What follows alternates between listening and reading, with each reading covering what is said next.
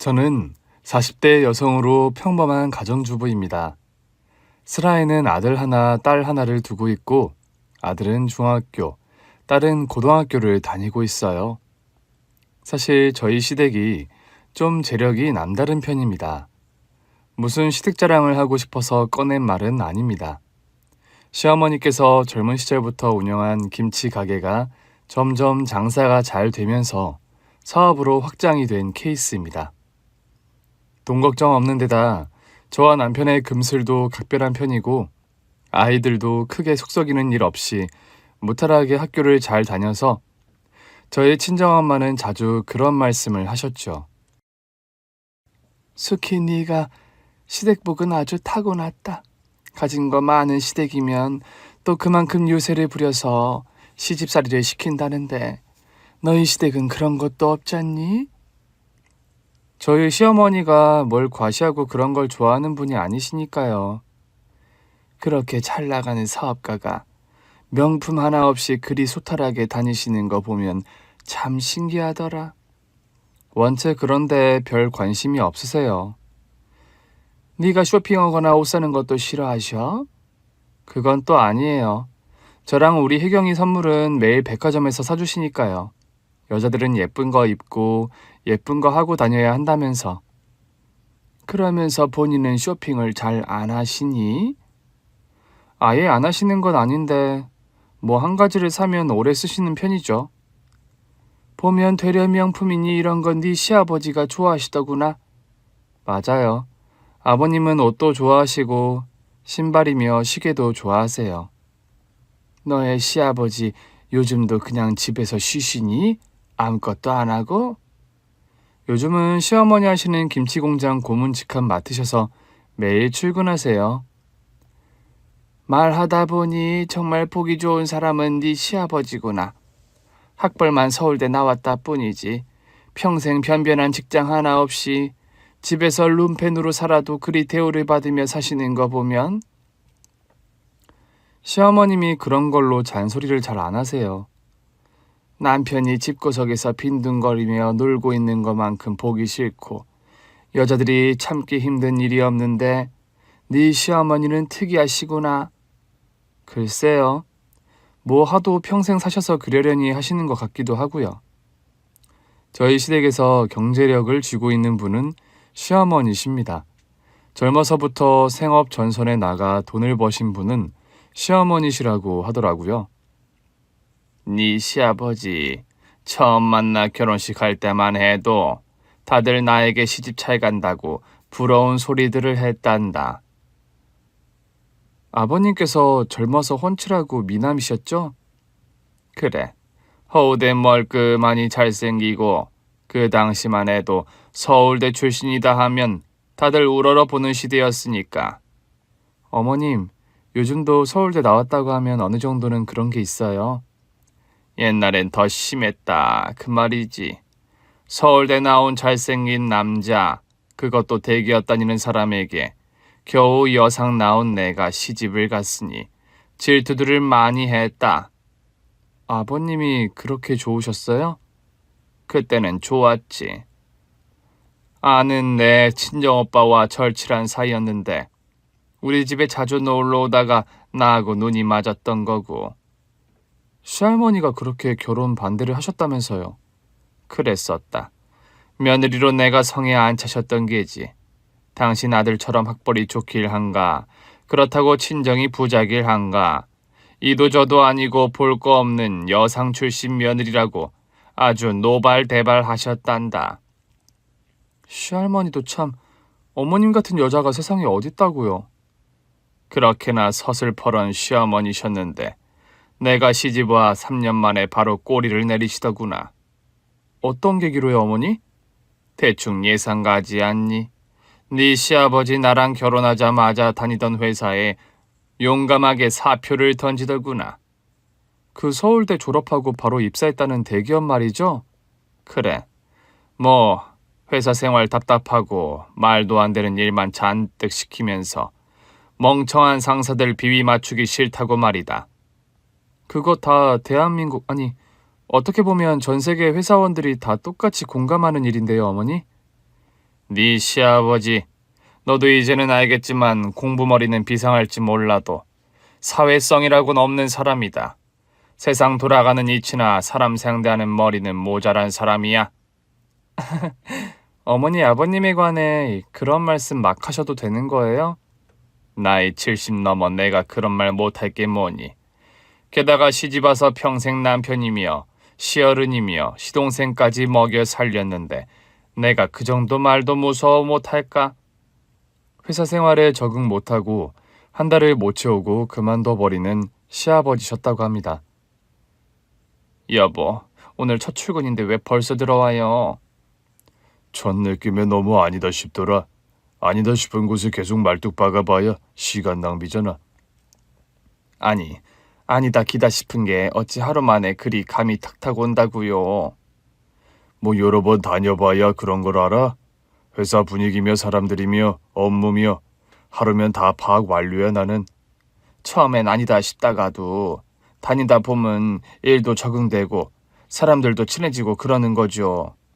참 고작 여상 나와 김치 장사나 하고 있는 예편네가 뭘 안다고 남편에게 훈계질이야. 내가 똑똑해서 훈계질하는 게 아니라요. 옆에서 보기에 당신 하는 양이 너무 답답해서 그래요. 남들보다 훨씬 똑똑하고 서울대 나온 양반이 왜 불편한 걸 조금 참지 못하는 성미 때문에 그 손해를 보냐고요 매번. 나한테 맞는 회사, 내가 존경할 수 있는 상사가 있는 곳으로 간다니까. 돈 벌기 위해서 하는 밥벌이 중에 나한테 100% 딱 맞춰주는 곳이 있답디까 어디? 최소한 존경할 수 있는 상사가 있어야 한다고? 여보, 세상에요. 그렇게 사람들이 존경할 만한 사람들이 많지 않아요. 따지고 보면 그리 나쁜 사람도 마냥 착하기만 한 사람도 없다고요. 나이 30 넘어 여태 그걸 몰라요. 이 여자가 정말 보자보자니까. 남편을 어디 보자기 핫바지로 하나. 겨우 회사 몇 번 관둔 거 가지고 날 이런 멍충이 취급이야? 내가 왜 당신을 멍충이 취급해요? 그냥 답답해서 그러죠. 당신 하는 양 보면. 조금만 기다려. 멀쩡한 직장 잡아서 다시 들어가면 되니까. 학벌과 스펙이 좋은 시아버지였기에 취직은 매번 잘 되는 편이었다고 합니다. 문제는 어느 회사에서도 단 한 계절 이상을 버티지 못한다는 게 함정이었죠. 이번 회사는 좀 다닌다 싶더니 또 사표를 냈다고요? 나도 이번 회사는 이를 악물고 다녀보려고 했어. 그런데 차 팀장이라는 그 개자식이 야비한 술수를 쓰면서 내가 하지도 않는 실수를 나한테 뒤집어 씌우잖아. 그럼 그 차 팀장 때문에 사표를 냈다는 거예요? 그럼 그런 되도 않는 야비한 자식이 날 바보 취급해서 그런 짓을 하는데 팀장님 하며 그 자식 비위를 맞추라는 거야? 당장은 짜증나고 억울해도 그럼 그래야죠. 어째요? 당신은 내가 그리 벨도 없고 영혼도 없는 남자 같아? 대한민국 모든 남자들이요. 다 간이고 쓸개고 회사 갈 때는 빼놓고 간다는 말이 왜 나오겠어요? 당신은 내가 월급만 받아오면 그리 살기를 바래? 간이고 쓸개고 다 빼놓고? 아니 누가 떼돈 벌어오래요?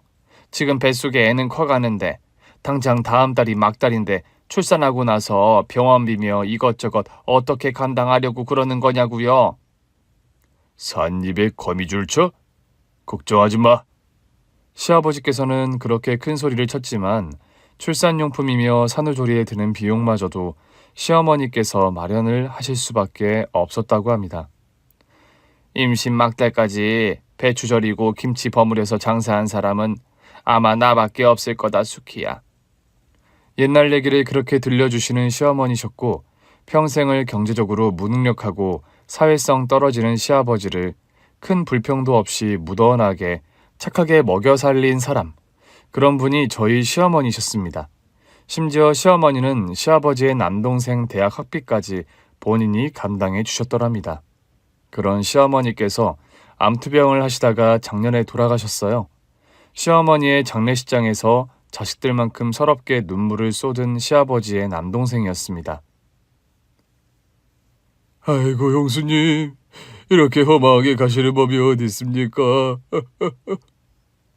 숙부님 그만 고정하셔요. 그래도 어머님 통증에 많이 시달리지 않고 편하게 가셨어요. 그 누나보다 어떤 면에서 우리 친어머니보다 저에게 잘해주신 분이 우리 형수님이신데 제가 은혜 하나 갚지를 못했는데 이리 가버리시면 어떻게 해요?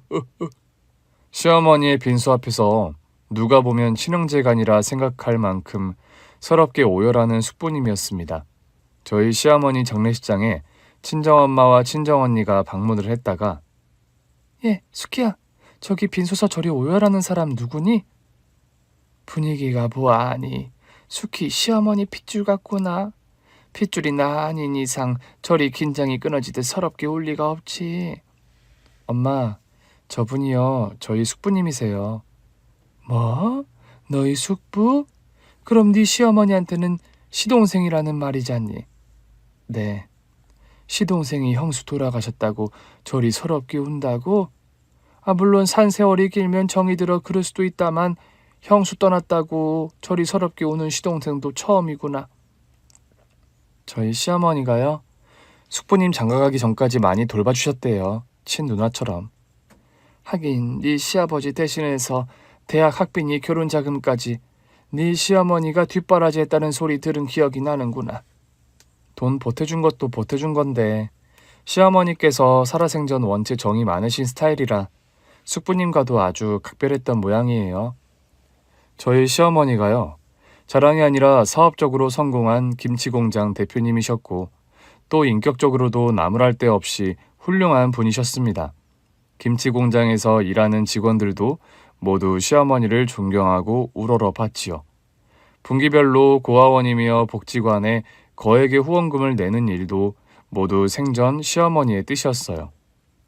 당신은 그리 소처럼 일해 남들 다 봐주면 뭐가 남아? 당신도 참 누구보다 배운 양반이 그런 말을 하시우? 이 시점에 그런 말은 왜 나오누? 신문 보니까 뭐 그런 말 자주 나옵디다. 노블리스 오블리 뭐라더라. 사람 참 그 쉬운 단어 하나를 몰라. 노블리스 오블리주. 맞아요. 노블리스 오블리주. 돈 걱정하던 서러운 시절 지나 이제 먹고 살만해졌는데 이 정도는 나누며 살아도 돼요. 당신은 사업하는 사람이 어째 마인드가 그래? 물 들어올 때 노저우라는 말이 괜히 있겠어? 지금이야 당장 사업이 잘 되지만 사업이란 하향세도 있는 법인데 어쩌려고. 기부하고 남은 돈만 열심히 저축해도 앞으로 먹고 사는 데는 지장 없어요. 그리고 먹는 장사 30년 넘게 해보니 초심과 정성만 잃지 않으면 고객도 우리를 안 떠난다는 걸 알아요. 참 언제부터 말이 그리 청산유수가 되었나? 살아생전 시어머니는 그런 멋지고 넉넉한 마인드의 소유자셨습니다. 저희 시어머니지만 저는 늘 그런 시어머니를 존경하고 마음속으로 많이 흠모했더랍니다. 시어머니의 시자만 들어도 몸서리 쳐지는 여자들이 많다는데 하나에서 10까지 경우가 바르고 인품이 넉넉한 시어머니셨기에 저는 그런 시집살이도 모르고 살았어요. 집안의 대들보이자 여장부 같은 존재가 저희 시어머니셨습니다. 그런데요, 대들보가 무너지면 집이 무너진다 했던가요? 문제없고 평탄했던 저희 집에 불화와 싸움이 시작된 것은 시어머니의 사구제가 끝나고 얼마 지나지 않는 날이었습니다. 아니, 아버지, 그게 무슨 되도 않는 말씀이세요? 안방에서 갑자기 남편과 시아버지가 언성을 높이는 소리가 들려와서 저는 화들짝 놀라 안방 쪽으로 갔더랍니다. 되도 않는 말인 건 대체 뭐냐? 어머님 사구제 치른 지가 언제라고 벌써 재혼 말씀을 꺼내세요? 저는 남편의 입에서 나온 재혼이라는 단어를 듣고 깜짝 놀랐습니다. 안방으로 들어갈까 하다가 사안 자체가 너무 민감하고 경악스러운 것이라 들어가지도 못하고 방문 앞에서 두 사람의 대화를 본의 아니게 엿듣게 되었죠. 너 지금 이 아비를 감히 훈계라도 하는 게야? 제가 어떻게 감히 아버지를 훈계하겠습니까? 저요, 아버지 평생 존경하면서 살아왔습니다. 제발 앞으로도 제 마음 변치 않을 수 있게 해주세요. 아버지, 네? 너 말본새 한번 이상하구나. 내가 재혼하는 일이 너에게 존경받지 못할 일이라도 된다는 거야? 누가 아버지 재혼 자체를 두고 나쁘다 했습니까? 무슨 일이든 타이밍이라는 게 있고 시기라는 게 있지 않습니까, 아버지? 타이밍 찾고 시기 찾다가 황천길 가서 재혼하랴? 네 내 나이가 몇인 줄 알고 그런 망발을 하는 거야. 굳이 그런 걸로 변명하신다면 저도 할 말 없는 거 아닙니다. 아버지, 아직 팔순도 안 되셨어요. 요즘 신문이다 방송이다 매일 100세 시대라고 떠들어대는데 무슨 살 날 얼마 안 남은 노인네처럼 그런 말씀하세요. 꾸연 녀석 같으니라고. 평생 지 어미 말만 잘 듣고 네 어미만 하늘 우러러 높게 쳐다본 네 녀석 심보를 내가 모를 줄 알아? 갑자기 그게 무슨 이상한 말씀이세요? 모른 척 시침이 뗄 생각 마라. 너 말은 안 했어도 경제적으로 무능하고 집구석에 틀어박혀 신문 보고 책이나 읽는 날 평생 한심하게 생각해 왔다는 게 내가 모를 줄 알아? 제가 지금 아버지 재혼 반대하는 마당에 왜 그런 얘기를 갑자기 꺼내세요? 지금 이 일과 아버지가 평생 직업 안 가지신 게 무슨 상관이라고요? 왜 상관이 없어? 너 막말로 우리 집안의 경제권이 나에게 쥐어져 있었다면 이런 상황에서도 네가 그리 시건방지게 나에게 훈수를 둘 수 있었을 성씨뿐이야? 아무리 아버지께서 경제권을 가지고 있다고 하셨더라도요. 네, 지금 시점에 재혼하신다는 건 자식된 도리로 쌍수 들고 반대했을 겁니다. 그런 말을 하더니 안방 문을 박차고 나와버리는 남편이었습니다. 안방문 앞에서 쪼그리고 앉아 도둑고양이처럼 몰래 대화를 듣던 저는 화들짝 놀라 일어섰고 말았죠. 씩씩대며 남편은 집 밖으로 나갔고 저는 걱정이 되어서 그런 남편을 헐레벌떡 따라 나갔더랍니다. 열쳐서 담배나 한 개비 피우려는데 왜 따라 나와? 여보, 아버님 재혼하신다는 말 정말이야? 들었으니 알 거 아니야. 정말 창피해서 살 수가 없다 살 수가 없어. 엄마 돌아가신 지 얼마나 됐다고 저러시는 건지. 재혼을 하신다는 것도 믿기지 않지만 대체 재혼 상대가 누군데 그래? 제 질문에 갑자기 무슨 말을 하려는 듯 입술을 달싹거렸다가 관두는 남편이었습니다. 무슨 말을 하려더니 왜 많은 거야? 누구야 대체? 그건 나도 아직 몰라. 그렇지만 남편의 표정과 눈빛은 분명 시아버지의 재혼 상대가 누구인지를 정확하게 알고 있는 표정과 눈빛이었죠. 귀신을 속여라. 내가 당신이랑 산 세월이 얼만데 지금 거짓말하는 거 모를 것 같니? 수키야, 정세 엄마, 우리 그 얘기는 좀 나중에 하기로 하자. 그런 말을 하더니 대뜸 잠바를 짚어 입고 밖으로 급하게 외출을 하는 남편이었어요. 중요한 말 하다 말고 어딜 가는 거야? 내가 아무래도 급하게 마무리할 일이 생각나서 그래. 미안하지만 다녀와서 얘기하자, 정세 엄마. 그건 그거고 대체 아버님 재혼 상대가 누구냔 말이야. 그거라도 좀 말을 해주고 가라고. 사람 답답해서 미치게 만들지 말고. 미안. 너무 급한 일이라서 그래. 내가 다녀와서 하나도 빠짐없이 다 당신에게 얘기해 줄게. 그 말을 남기고 뛰쳐나가듯 집을 나간 남편이었습니다. 그런데요, 밤새 안녕이라던가요. 뭔가 못다한 말이 있는 것처럼 제대로 설명도 안 하고 급하게 집을 뛰쳐나간 남편은 그 길로 집으로 돌아오지 못했습니다. 대체 무슨 일이 있었길래 그런 말을 하냐고요? 남편이 저에게 궁금함을 남겨두고 급하게 외출을 했던 터라 저는 그날 저녁을 준비하면서도 온통 신경이 다른 데 쏠려 있었죠. 김치찌개를 끓이면서 두부를 썰고 있는데 갑자기 모르는 번호로 전화가 걸려왔습니다. 여보세요? 저 전민철 씨 와이프 되십니까? 네, 제가 그 사람 아내인데 어디시죠? 전민철 씨가 지금 추락사고를 당해 중상을 입고 병원에 실려오셨습니다. 지금 당장 땡땡병원으로 와주시죠. 네? 저희 남편이요? 저는 소스라치게 놀라 겉옷도 제대로 챙겨 입지 못한 상태로 정신없이 병원으로 혼비백산 달려갔습니다. 저희 남편 지금 어딨나요? 지금 중환자실에서 수술 준비하고 계세요. 지금 상황이 너무 급하고 위중하니까 일단 이 수술 동의서에 사인부터 해주시고요. 저는 제정신이 아닌 상태로 정신없이 사인을 하고 남편을 보러 갔습니다.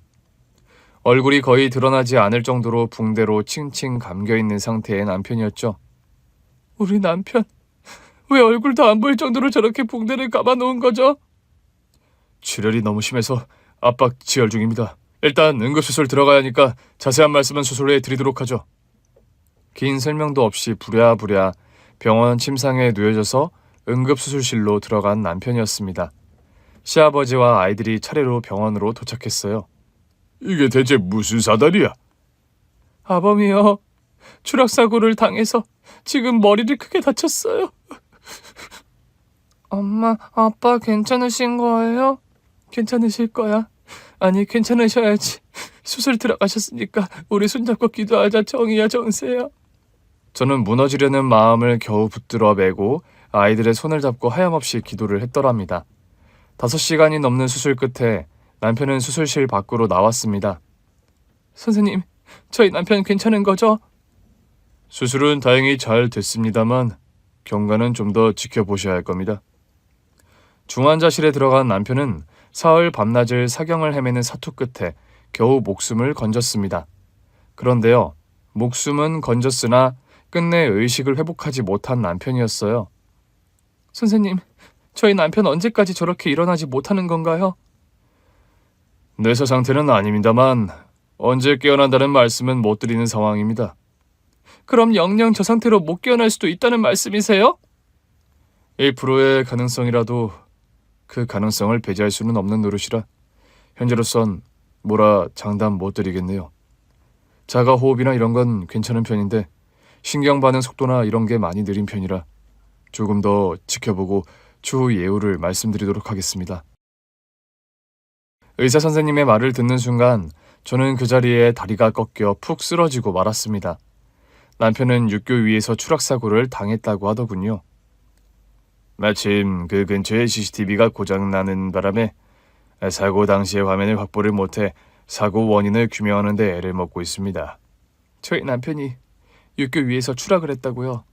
네, 처음 신고를 받고 현장에 갔을 때는 취객일 거라 예상을 했습니다만 혈중 알코올 농도가 전혀 나오지 않아서 저희는 범죄의 가능성을 두고 조사를 벌이고 있어요.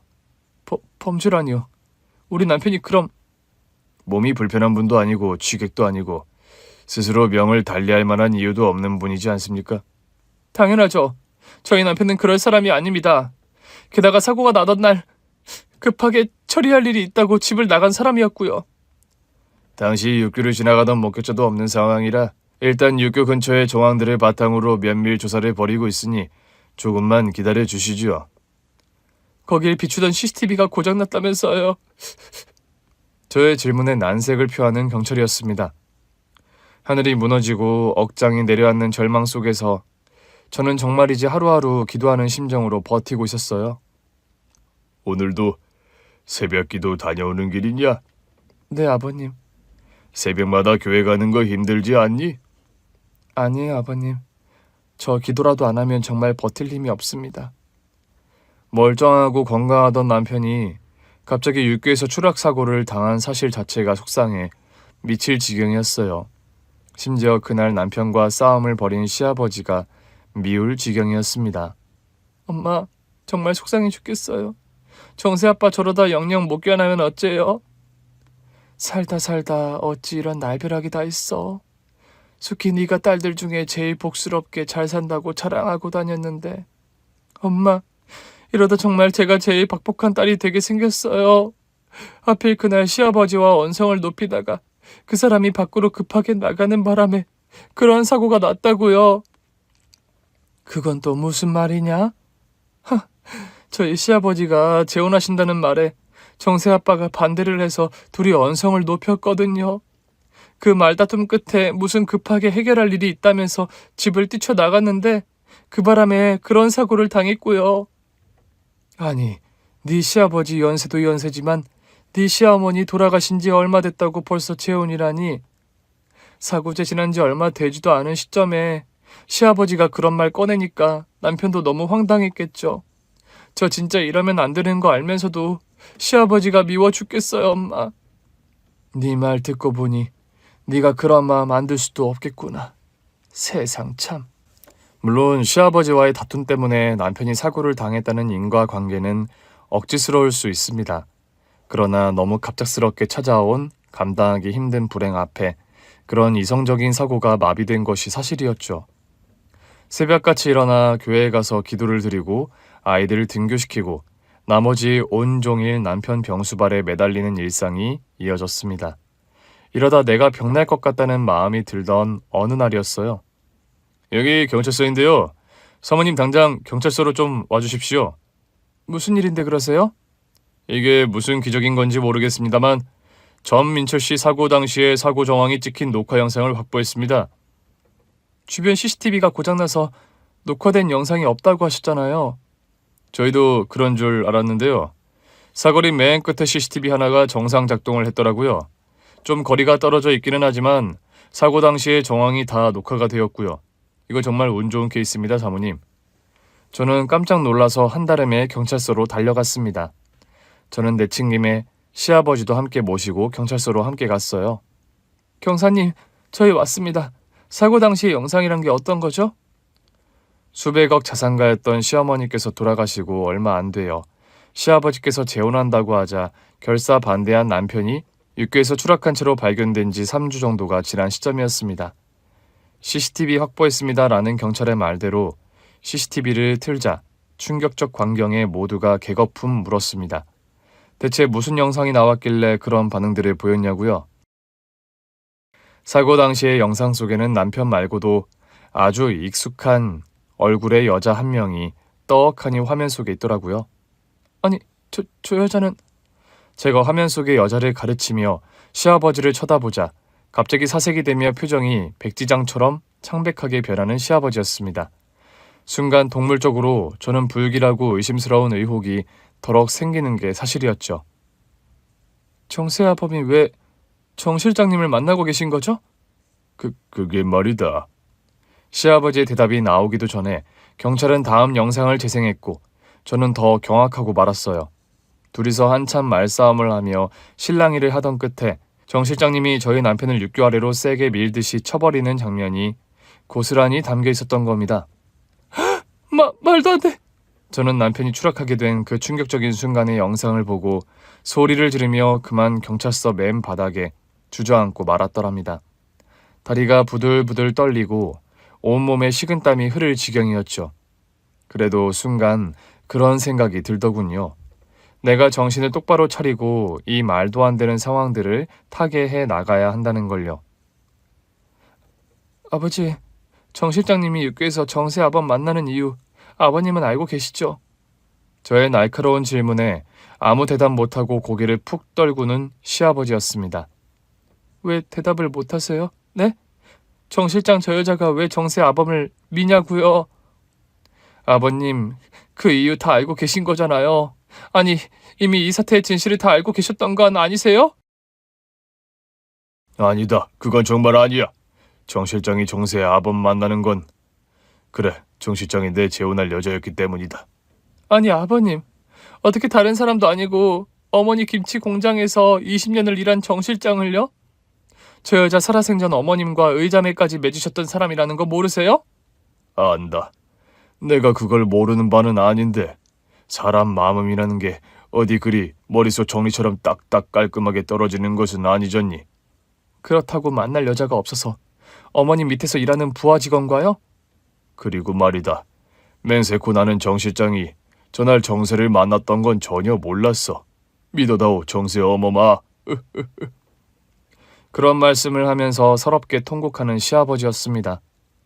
우리 아들을 저리 잡아 먹을 줄 알았더라면 내가 채통을 지키고 참았을 텐데 이런 일이 벌어지고 말 거라는 건 전혀 생각을 못했다 어머마.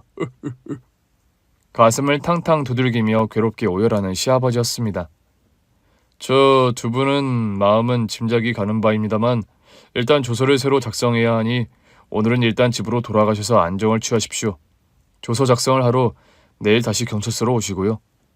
후들거리는 다리를 겨우 진정시키며 저는 남편이 있는 병원으로 돌아왔습니다. 시아버지는 혼자서 터덜터덜 집으로 돌아가셨고요. 도무지 말도 안 되는 상황이 믿기지 않아 손끝까지 부들부들 떨려오더군요. 그날 밤 저는 잠을 한숨도 자지 못한 상태에서 다음날 경찰서에 가서 조서를 작성했습니다. 정 실장이라는 여자가요. 나이는 50대 초반으로 저희 시아버지와 거의 20살 가까이 차이가 나는 사람입니다. 나이 차이가 중요한 게 아니라 정 실장과 저희 시어머니의 관계가 보통 돈독한 것이 아니었어요. 천 사장님, 사장님 아니었으면 저는 진작에 인생 포기했을 거예요. 인생 포기하는 게 뭐 그리 쉬운 일인 줄 아나? 저 20년 전에요. 천 사장님 처음 뵀을 때 완전 알거지나 다름없었잖아요. 슬아의 어린 아들의 아픈 노모에 돈은 없고 돈 들어갈 때는 많고 근데 아무리 발버둥 쳐도 돈 나올 구멍은 없고 상심해서 안 좋은 선택하려는 절 구해주신 게 천 사장님이셨죠. 멀쩡한 여자가 추운 겨울에 강물에 들어가는데 그럼 안 말리고 백이요? 그때 괜히 저 구하신다고 천 사장님 물도 많이 먹고 한겨울이라 폐렴까지 걸리셨죠. 회복한 저를 아무 조건 없이 6개월 월급을 선불로 주시면서 고용해 주셨고요. 지금도 과거 얘기만 나오면 그리 눈물이 나오나 자네는? 그럼요, 천 사장님. 저 그때 갑을 받은 돈으로 우리 어머니 수술도 시켜드리고 아들 우유값도 해결하고 한 집안을 살리셨어요, 그때. 그런 인연으로 시어머니의 김치 공장에서 거의 시어머니의 수종 역할을 하며 20년 가까이 일한 사람이 정 실장이라는 여인이었죠. 두 분의 사이가 얼마나 각별했는지 유방암 투병을 하다가 돌아가신 시어머니께서 처음 암 선고를 받은 사실을 털어놓은 사람이 정 실장일 정도였습니다. 그런 인연의 정 실장이 시아버지의 재혼 상대였다는 것이 믿기지 않았고 정말 끓어오르는 배신감을 느끼게 하는 게 사실이었습니다. 여보, 좀 일어나 봐요. 그 엄청난 사실을 혼자서 알고 당신 어떻게 감당했던 거예요, 네? 저는 대답 없는 남편을 흔들어 깨우며 그런 말들을 쏟아냈더랍니다. 그런 사실을 알았으면 진작에 나에게 말을 했어야죠. 부부가 남도 아니고 일심동체라는데 어떻게 나에게 그런 사실이 속이냐고, 어? 저는 너무나 절절하고 답답한 마음에 의식 없이 누워있는 남편을 마구 흔들었답니다. 그때였어요. 어지러워 여보. 그만 흔들어. 저는 순간 제 귀를 의심했더랍니다. 너무 속이 상하고 힘든 나머지 처음에는 제가 헛소리를 들은 줄로만 알았어요. 그런데 희미하지만 다시 들려온 음성은 남편의 목소리가 분명했습니다. 미안해. 진작 말하지 못해서. 기적적으로 의식을 회복한 남편이었습니다. 당신 의식 회복한 거야? 어떻게 병원에 오게 됐는지는 기억나? 그럼 다 기억나지. 나 육교에서 떨어진 거잖아. 아니야? 그럼 왜 떨어졌는지도 기억나? 다 기억나. 남편은 의식을 찾은 후 다행히 아주 빠른 속도로 회복을 하게 되었습니다. 남편이 깨어나자 경찰에서는 피의자 조사와 피해자 조사를 다시 면밀하게 하더군요. 여보, 정 실장과 아버님 관계 당신은 언제부터 알았어? 실은 우리 엄마 장례식 날 알았어. 뭐라고? 어머님 장례식 날 그런 엄청난 사실을 알았던 거야? 아니 어떻게? 뒤늦게 듣게 된 그날의 진실은 정말이지 경악스러운 것이었습니다. 천 사장 명 달리했는데 우리 미래 빨리 결정하지 그래요? 지금 이런 날에 당신은 그런 말이 나와? 그럼 날더러 대체 언제까지 기다리기만 하란 소리예요. 우리 관계 자그마치 5년이에요, 5년. 누가 그걸 모르나?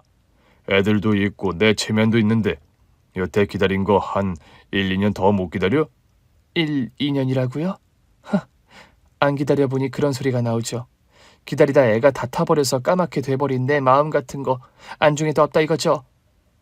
정 실장, 누가 정 실장 마음을 모른대? 우리 관계 떳떳하지 못한 건 사실이잖소. 집사람 저렇게 떠나버렸지만 지금 당장 우리 관계를 공표한다는 건 무리야. 그럼 언제 할 건데요? 천 사장님 살아있을 때는 언제나 천 사장님 눈치 보더니 돌아가시고 나니까 이젠 자식 눈치 본다는 거냐고요? 그럼 어떻게 자식 눈치를 안 보게 했어? 더는 못 기다려요. 저도 사람이고 저도 여자예요. 당신만 보면서 죄인같이 기다린 세월이 5년이에요. 우리 나이에 5년이라는 시간이 그리 짧은 시간 아니라는 거 누구보다 잘 아실 거고요. 정 실장, 기다리는 김에 조금만 더 내게 시간을 줘, 어? 아니요. 더는 못 기다려요. 천 사장님 돌아가신 마당에 이혼이니 재산 분할이니 골치 아픈 문제도 이제 하나 없는 거 아닌가요? 그거야 그렇지만 그러니까 빨리 아드님 내외에게 말씀하시라고요. 저와 결혼한다고요. 사구제까지예요. 저 더 이상은 못 기다리니 그리 아시라고요.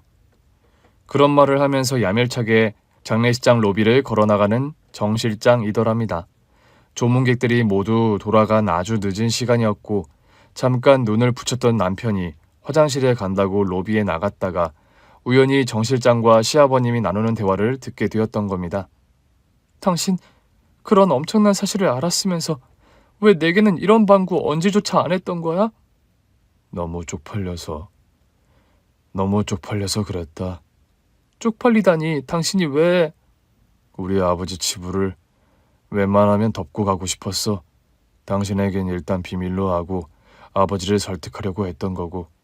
그런 말을 하면서 눈시울을 붉히는 남편이었습니다. 다른 건 몰라도 정말 정 실장과 재혼하는 것만은 어떤 일이 있어도 맞겠다고 마음 먹었었어. 돌아가신 엄마 생각해서라도 그건 절대로 있어서는 안 되는 일이니까.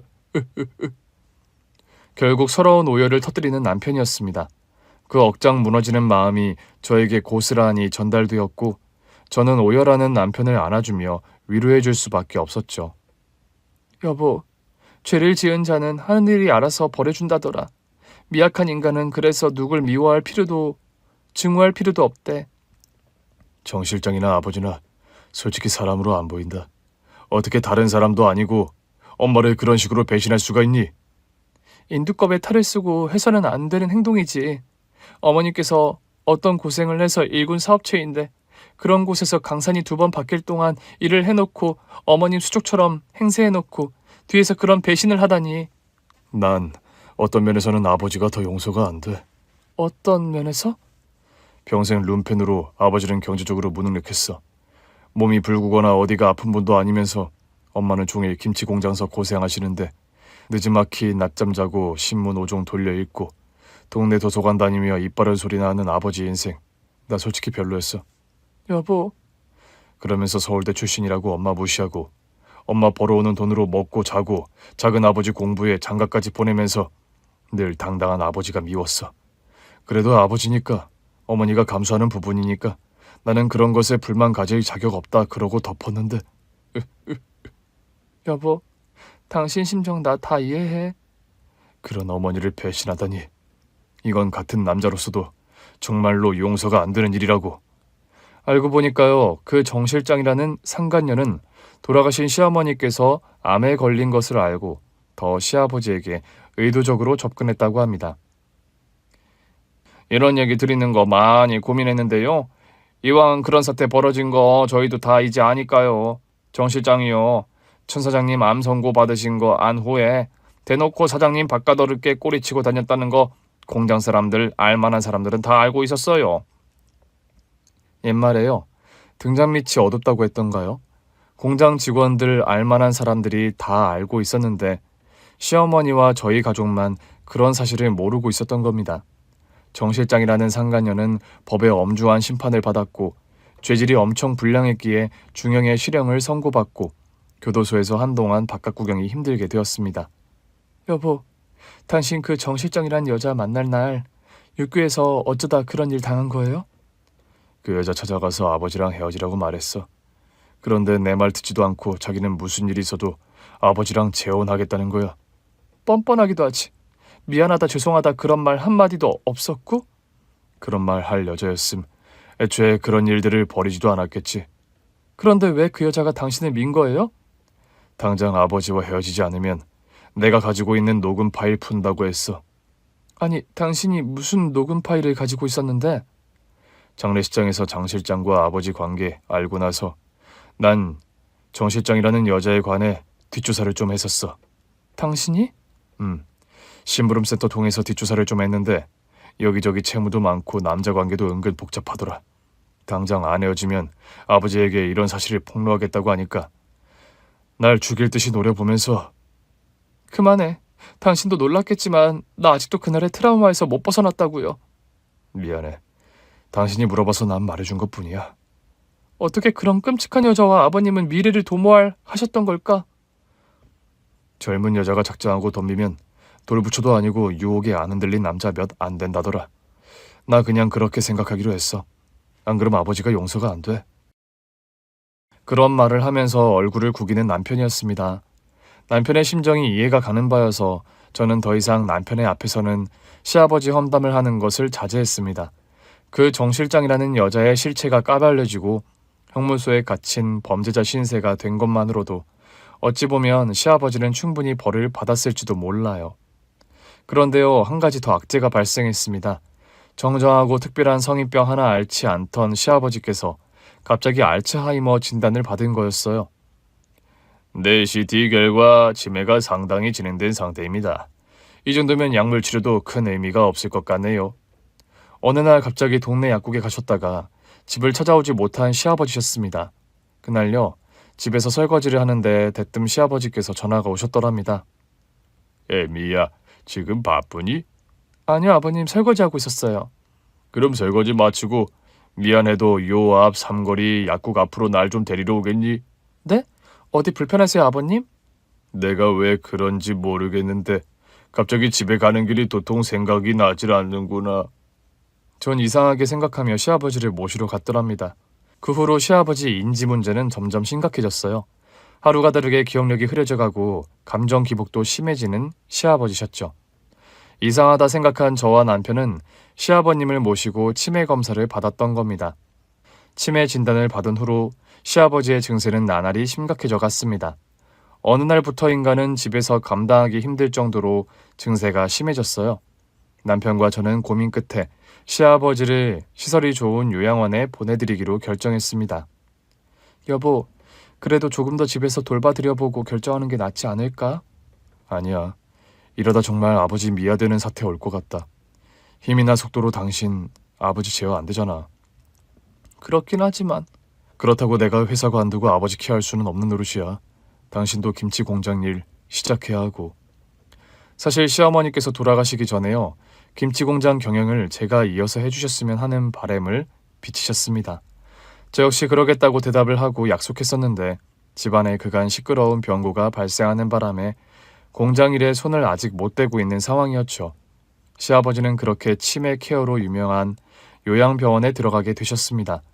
그런데요, 치매 증상이 심해지면서 저도 못 알아보고 남편도 손주들 얼굴도 못 알아보시면서 유일하게 알아보는 사람이 누구였는지 아세요?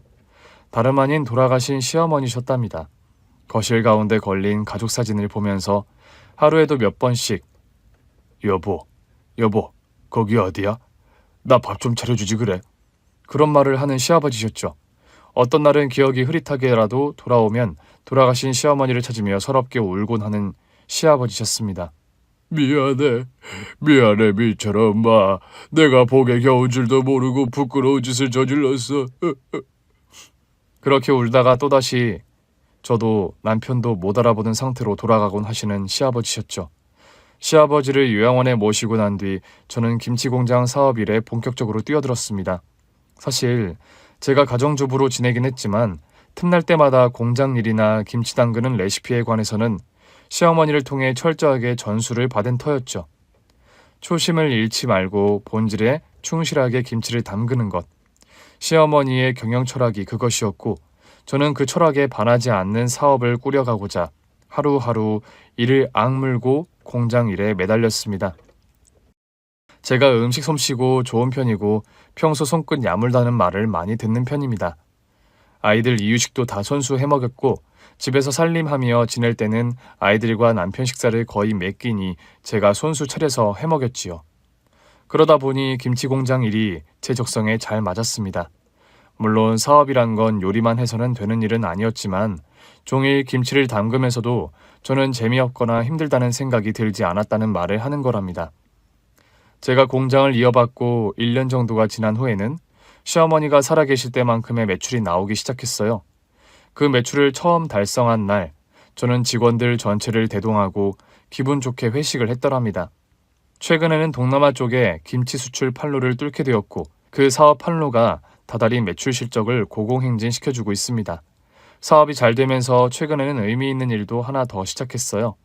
여보, 어머니 살아계실 때 고아원이며 복지관에 기부를 많이 했었는데 이참에 어머니 이름 딴 장학재단 하나 만들려고요.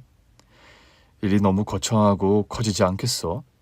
어머님께서 늘 그런 말씀을 하셨어요.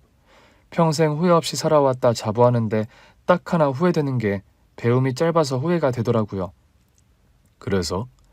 분기별로 매출 늘 때마다 일정 금액씩 모아서 어머니 이름 딴 장학재단에 넣고 목표 금액이 모이면 아프리카 같은 데 학교 하나씩 지어주려고요. 그거 너무 멋지고 좋은 생각인데. 나 살아생전에요. 어머니 이름 딴 학교 한 10개쯤 지어주는 게 목표예요. 당신 하는 거 보니까 딱 젊은 시절 우리 엄마 보는 것 같다. 그 시어머니의 그 며느리네 정말. 그거 나한테는 너무 듣기 좋은 칭찬인데요. 돈을 아무리 힘들게 벌더라도 그 돈을 쓸 때는 폼나게 쓸 줄 알아야 한다. 살아생전 시어머니께서 자주 하시던 말씀 중에 하나입니다. 가끔 저와 딸아이를 데리고 백화점 쇼핑을 가거나 어디 식당에 외식을 가면 직원들에게 늘 팁을 건네곤 하던 시어머니셨습니다. 어머니, 다른 돈은 아끼시면서 직원들 팁은 안 아까우세요? 큰 돈 버는 사람들도 아니고 힘들게 벌어 힘들게 먹고 사는 젊은이들이잖니. 나 역시 힘들게 돈 벌어봐서 저 시기에 뼈아픔을 누구보다 잘 알고 돈 버는 게 아무리 힘들어도 쓸 때는 이렇게 폼나게 쓸 줄도 알아야 해. 김치 공장 일이 솔직히 녹록하고 만만한 것이 아니랍니다. 김치 담그고 그런 일련의 과정들이 체력적으로도 힘들고 또 직원들을 진두지휘하고 통솔하는 일이 정신적으로 스트레스가 많은 일이죠. 고객들이 가끔 컴플레인이라도 걸어오면 그날 밤 잠은 다 잔 거고요. 그래도 살아생전 시어머니의 그 말씀을 가슴 깊이 새기며 다시 가구를 다져보곤 합니다. 폼나게 돈 쓰기 위해서 저는 오늘 하루도 열심히 파이팅 하려고요. 어떤 목표 없이 단순히 돈을 벌기 위해 시작한 일이었다면 제가 이렇게까지 김치공장 일에 열을 올리지는 못했을 것 같습니다. 사실 시어머니께서 오래전부터 사업 기반을 닦아놓으신 탓에 경제적으로 어려울 건 없는 형편이었기 때문입니다. 그런데요, 서당계 3년이면 풍어를 읊는다 했던가요? 피땀 흘려 돈을 벌고 그 돈을 폼나게 쓸 때의 짜릿함이 어떤 건지 이제는 저도 알아버려서 CEO로서의 만만치 않은 무게를 내려놓지도 못하게 되었습니다. 여러분의 내일도 멋진 목표를 향해 신나게 질주하는 하루가 되시길 기원해 봅니다. 긴 얘기 들어주셔서 정말 감사합니다. 오늘 준비한 사연은 여기까지입니다. 재밌게 들으셨다면 구독과 좋아요, 알림 설정까지 눌러주세요. 그럼 저는 다음 사연으로 찾아뵐게요. 오늘도 건강하고 행복하세요.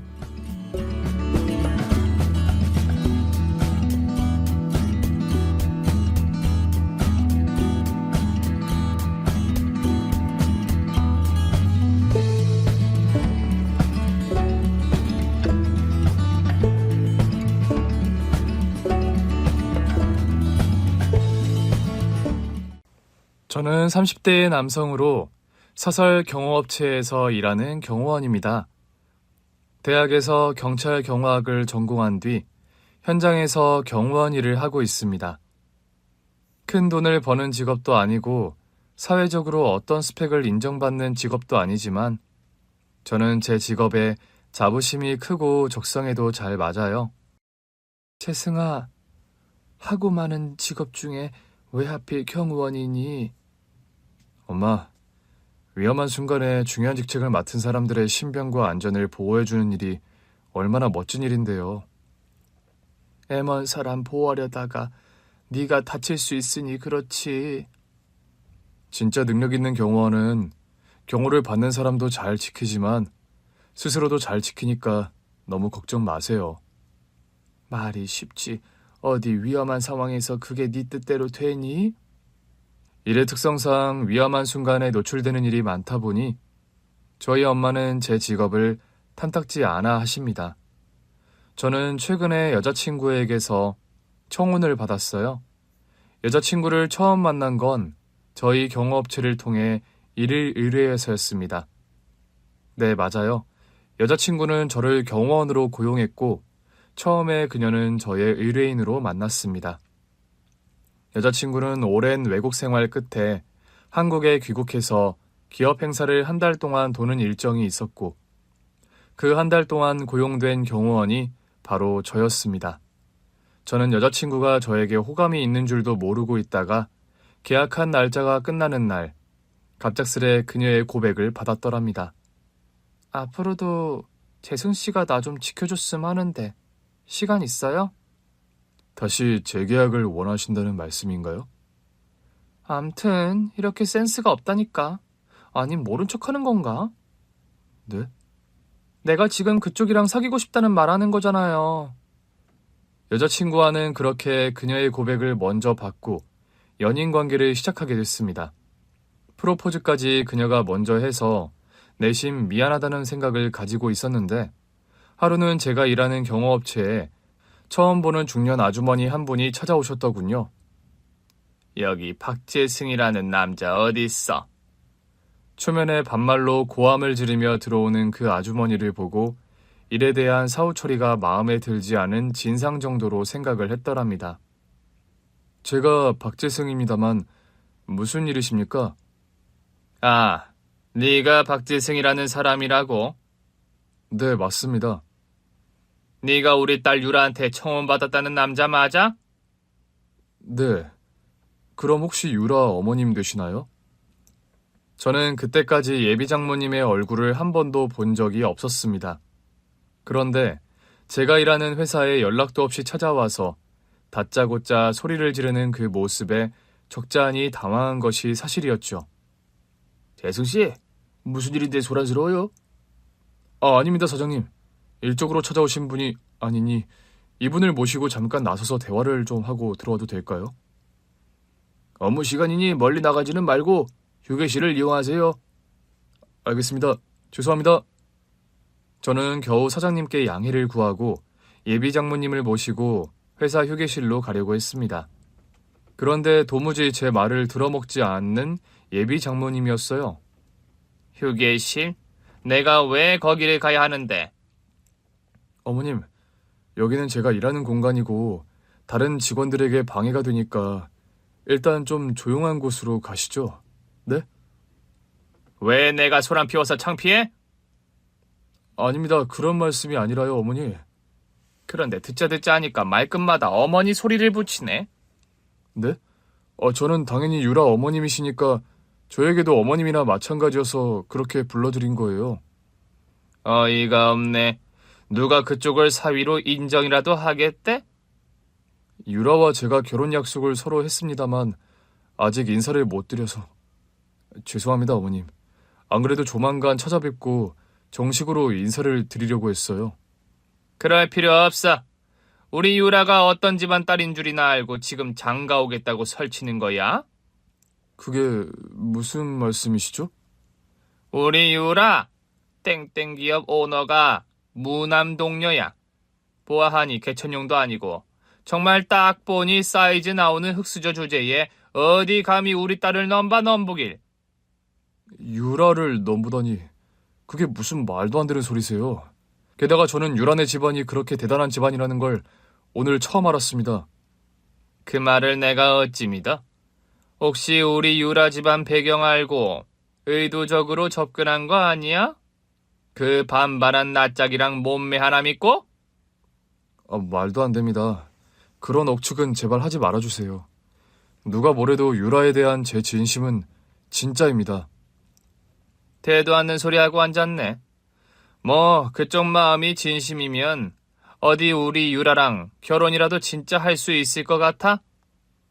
제가 부족하고 성에 차지 않으신 것 같지만 그래도 허락해 주십시오, 어머니. 저 진심으로 유라를 많이 사랑합니다. 웃기시네. 그 대도 않는 어머니 소리 좀 집어치워. 너 은종놈의 자식이 어떻게 내 딸을 데리고 가? 그 말을 듣는 순간 저 역시 번개를 맞은 것처럼 충격을 받은 것이 사실이었습니다. 폭언에도 정도라는 것이 있는데 예비 장모님의 그 말은 선을 넘은 발언인 것이 분명했어요. 사장님께서 듣다 못해 다가와서 여기서 계속 소란을 피우시면 곤란합니다. 그만하시던지 조용한 곳으로 자리를 옮겨주세요. 그때였습니다. 사무실 문이 열리며 나이 지긋하고 품이 있어 보이는 중년의 노신사가 이번에는 안으로 들어오는 거였어요. 아니, 당신이 여길 어떻게 알고 왔어요? 김 비서한테 들어서 알고 왔어. 유라 신랑감 만나러 당신이 왔다길래. 저는 일단 두 분을 회사 휴게실로 부랴부랴 모시고 갔습니다. 당신 설마 여기 사무실까지 와서 소동 부린 건 아니지? 아니, 그럼 내가 유라가 이런 되도 않는 남자한테 미쳐서 시집 간다는데 좋은 소리 나왔겠어요? 당신이 어떻게 막말했을지는 안 봐도 비디오군.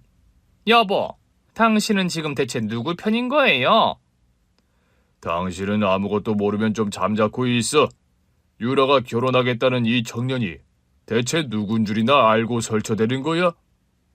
그런 말을 하면서 저를 뚫어지게 보는 예비 장인어른이었습니다. 회사까지 찾아와서 소란 비워서 미안하네. 나 유라 아비 되는 사람이야. 안녕하십니까, 아버님. 인사가 늦었습니다. 박재승이라고 합니다. 우리 유라와 결혼하기로 했다고. 네, 얼마 전에 결혼 약속을 서로 했습니다.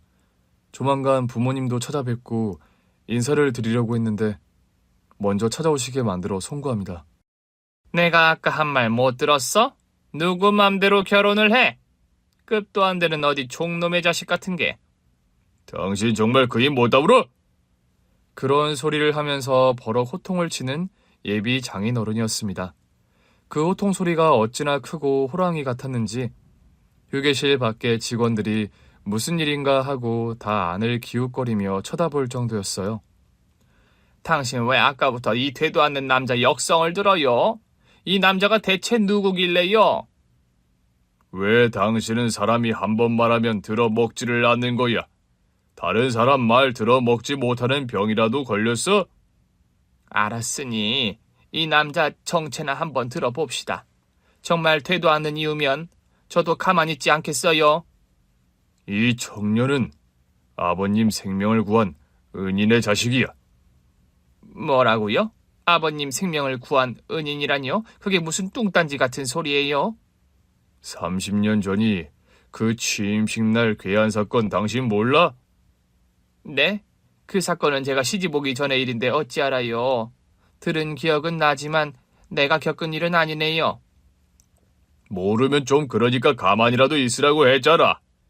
이 청년은 30년 전에 그 취임식 날 칼을 들고 덤비던 괴한을 한 손에 제압해서 아버님 대신 명을 달리한 박술도 경호원님의 아드님이라고. 뭐라고요? 이 청년이요? 그래. 지금 안 그래도 이 청년의 정체를 좀 전에야 알게 돼서 아버님도 이곳으로 오고 계시는 중이야. 아버님께서 지금 여기 오신다고요? 세상에나. 청년 이름이 박재승이라고 했지. 네, 그렇습니다. 부디 내 처의 어리석은 무례함을 용서해 주게나. 모르면 무식한다는 말이 있지. 딱 그 말처럼 내 아내가 뭘 아무것도 몰라 무식하게 군 거야. 아니 여보, 아무리 그래도 어떻게 날 그런 식으로 폄하해요 당신? 지금 폄하 안 하게 생겼어? 당신도 당장 재승군에게 제대로 사과하고 이 사태 제대로 무마해. 안 그러면 지금 아버님께 당신 소방마저도 내가 못 말리는 상황이니까. 뭐라고요? 내가 뭘 맞아요? 소박? 그래. 아버님께서 김비서 데리고 이리로 오시면 혹시 며느라이가 찾아갔다는데 신뢰를 범하는 거 아닌지 엄청 걱정하며 오신다고 했어. 참, 내 참 어이가 없어서 원. 이 사람의 무례함은 제발 잊어주게나. 나나 우리 아버님이나 승재군을 사위로 두 팔 벌려서 환영하는 바니까. 여보, 정말, 아니 어떻게 이런 일이. 예비장인 어른께서 내 정체를 밝히며 결혼 승낙을 하자 예비장모님은 얼굴을 붉히며 개거품 무는 것처럼 표정 관리가 전혀 되지가 않더군요. 당신도 얼른 아버님 오시기 전에 승재군에게 제대로 사과부터 해. 미안하네. 내가 자네가 어떤 사람인지 전혀 모르는 바람에 실수를 했어. 떨떠름한 표정으로 양볼까지 부르르 떨어가며 저에게 사과를 하는 예비 장모님이었습니다. 참 저 역시 어색하고 난감한 마음이 드는 게 사실이었죠. 그런데도 갑자기 고자세에서 저자세가 되어서 내키지도 않는 억지 사과를 모멸감을 느끼며 겨우 하는 예비 장모님을 보자 한편으로 씁쓸하기도 했습니다. 저는 제가 사귀는 여자친구 유라가 어느 정도 잘 사는 집 딸인 줄만 알았지 저렇게 대단한 집안의 딸이라는 건 미처 알지 못했거든요. 예비장인 어른의 말씀 맞다나 한 30분이 흘렀을까요? 회사 앞으로 삐까뻔쩍한 리무진 한 대가 와서 서더니 그 안에서 백발의 귀티나는 노신사 한 분이 지팡이를 짚고 내리더군요. 예비 장인어른께서 한달음에 내려가시더니 그 노신사를 모시고 사무실 휴게실로 올라왔습니다. 네가 승재라는 청년이야? 안녕하세요, 할아버님. 박승재라고 합니다. 아버님, 이 청년이 그 옛날 박술도 경호원의 외아들입니다. 세상에, 어찌 인연의 수레바퀴가 이런 식으로 돌아갈 수가 있단 말이냐. 가만 보니 박술도 경호원의 얼굴을 아주 빼다 박았어. 이 청년이. 그런 말을 하면서 제 손을 꼭 잡으며 오열을 터뜨리는 회장님이었습니다. 나는 옛날에 자네 아버지의 도움을 구사일생 목숨을 건진 사람이라네. 자네 아버지의 살신성인 경우가 아니었더라면 나는 그때 이미 저 세상으로 갔을 터인데. 네, 이제 와서 고백하자면요. 저희 아버지 역시 살아생전 경호원 일을 하셨습니다. 저희 아버지는 젊어서부터 경호원 일을 해서 한참 잘 나갈 때에는 청와대 경호일까지 역임한 나름 업계에서 알아주는 유명한 경호원이셨다고 합니다. 청와대 경호일을 마치고 난 뒤 사설 경호업체를 차려 운영을 하시던 중에 지금의 회장님, 그러니까 제가 결혼할 여자친구 유라 친할아버지의 사설 경호를 맡으셨던 거죠. 저희 아버지가 유라 할아버지, 그러니까 회장님의 경호를 하시다 돌아가신 건 제가 3살 정도 되었을 무렵의 일이었다고 합니다. 엄마는 그날 아침에 멀쩡하게 출근한 아버지가 괴한의 습격을 받고 그 자리에서 명을 달리했다는 소식을 듣고 실신하실 정도로 큰 충격을 받으셨다고요. 뭐라고요? 우리 최승 아빠가요? 지금 당장 병원으로 오셔야겠습니다.